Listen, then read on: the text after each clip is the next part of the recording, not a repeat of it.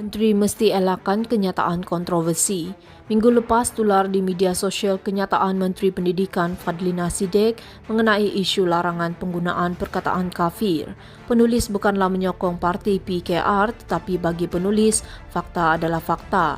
Apa yang penulis nyatakan hanyalah berdasarkan kepada fakta dan bukan untuk mempertahankan kenyataan yang dibuat Fadlina.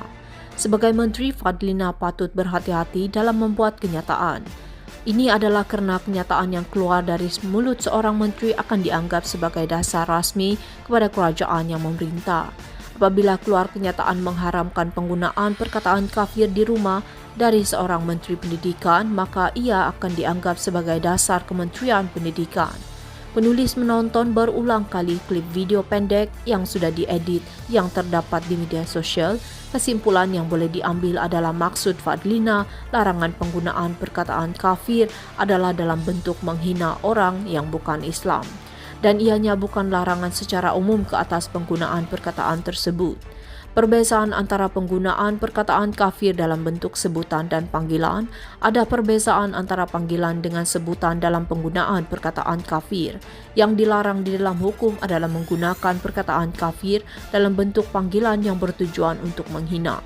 Sebagai contoh, sekiranya jiran kita adalah seorang yang bukan beragama Islam, adalah dilarang kita memanggil jiran kita dengan perkataan kafir.